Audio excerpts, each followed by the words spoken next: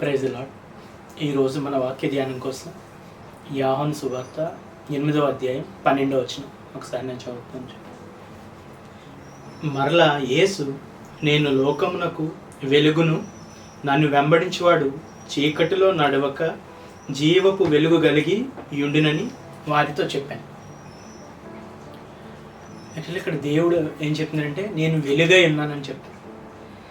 Actually దేవుడు మనిషికి కలిగే ప్రతి సమస్యకి, లేదంటే మన జీవితంలో ఎదురయ్యే ప్రతి ఇబ్బందికి కూడా వన్ టైం సొల్యూషన్, లేదంటే ఇమ్మీడియట్ సొల్యూషన్, దేవుడు సజెస్ట్ చేసే సొల్యూషన్ ఏంటంటే, పరిష్కారం ఏంటంటే ఆయన వెలుగు అన్నమాట.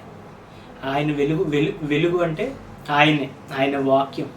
సో ఆయన వాక్యంతో మనం ఏ సమస్యనైనా సరే ఆయన వాక్యంలో వెతికినప్పుడు, లేదంటే ఏ ఇబ్బందినైనా సరే వాక్యాన్ని మనం కనుగొన్నప్పుడు, వాక్యంలో మనం వెతికినప్పుడు ఆ పరిష్కారాన్ని, లేదంటే దానికి కావాల్సిన సొల్యూషన్ని మనం కనుగొంటాం అన్నమాట. అందుకే దేవుడు ఒక ఉపమానం చెప్తాడు. ఆ ఉపమానంలో ఏంటంటే, ఒక స్త్రీకి కొన్ని నాణెములు ఉంటాయి. అందులో తను ఒక నాణెం కోల్పోయినప్పుడు, పోగొట్టుకున్నప్పుడు మొదట తను ఏం చేసిందని చెప్తాడంటే, దేవుడు మొదట తను దీపం వెలిగించిందని చెప్తాడు. ఇంగ్లీష్లో ఉంటుంది she lit up her light అని ఉంటుంది. అంటే తన వెలుగుని, తన దీపాన్ని తను వెలిగించిందని ఉంటుంది. ఒక లూకా సువార్త 15వ అధ్యాయం 8 నుంచి 10 వరకు ఒకసారి నేను చదువుతున్నాను చూడండి. ఏ స్త్రీకైనను 10 వెండి నాణెములు ఉండగా వాటిలో ఒక నాణెము పోగొట్టుకుంటే ఆమె దీపము వెలిగించి ఇల్లు ఊడ్చి అది దొరుకు వరకు జాగ్రత్తగా వెతకదా.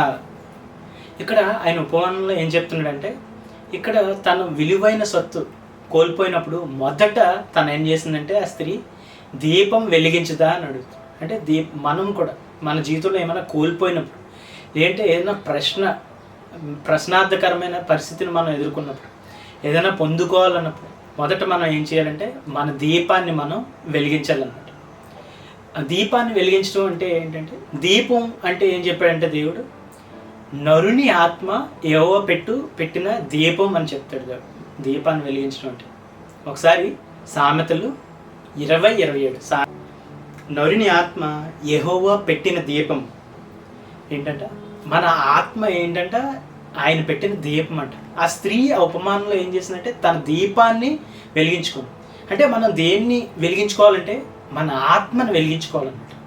మన ఆత్మను దేంతో వెలిగించుకోవాలంటే వెలుగైన ఆయన వాక్యంతో మన ఆత్మను మనం వెలిగించుకున్నప్పుడు ఏ పరిస్థితినైనా ఏ పరిష్కారాన్నైనా మనం వెతకగలుగుతాం అన్నమాట. ఎందుకంటే ఆయన వెలుగై అన్నమాట.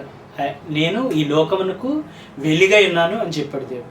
మన ఆత్మను మనం అలాగా ఆయన వాక్యంతో వెలిగించుకున్నప్పుడు ఆత్మ ఏం చేస్తుందంట, సమస్త విషయాల్ని పరిశోధించి మనకి అన్ని బయలుపరుస్తుందంట. ఒకసారి 1 కొరింథీయులకు రాసిన పత్రిక 2వ అధ్యాయం 9వ వచనం 10వ వచనం.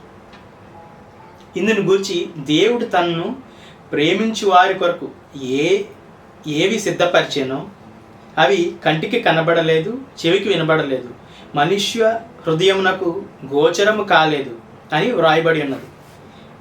మనకైతే దేవుడు వాటిని తన ఆత్మ వలన బయలుపరిచి ఉన్నాడు. ఆ ఆత్మ అన్నిటినీ దేవుని మర్మములను కూడా పరిశోధించుచున్నాడు.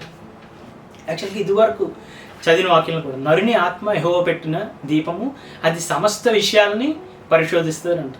అలాగే అన్ని విషయాలను కూడా మన ఆత్మ పరిశోధించగలుగుతుందంట. ఎప్పుడంటే ఆ ఆత్మ కేవలం దీపం మాత్రమే. నరుని ఆత్మ యెహోవా పెట్టిన దీపం. ఆ దీపం పరిస్థితుల్ని, లేదంటే పోయిన విషయాల్ని కనుగొనగలగాలంటే ఏం చేయాలంటే వెలిగింపబడాలి. ఎవరి చేత వెలిగింపబడాలంటే ఆయన చేత వెలిగింపబడాలి. ఎందుకంటే ఆయన ఈ లోకమునకు వెలుగై ఉన్నాడు కాబట్టి.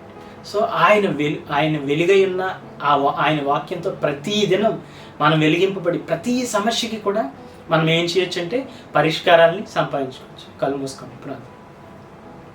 పరలోకమందున మా యొక్క పరిశుద్ధాత్మ ప్రభు ఇంతవరకు నడిపించినందుకు అవును తండ్రి, ప్రతి సమస్యకు నీ వెలుగే తండ్రి పరిష్కారం ప్రభు.